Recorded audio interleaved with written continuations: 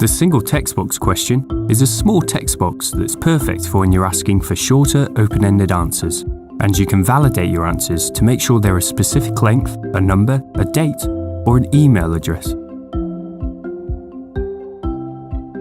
At its core, the Single Textbox question is one of the easiest to set up.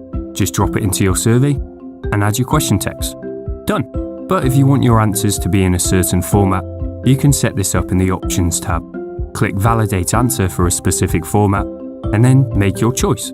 You can validate the answers to be a specific length, number, date, or email address. Depending on your choice, you might see a few more settings as well. For example, if you want people to keep their answers short, just limit the amount of characters they're allowed to use. Then edit the error message below.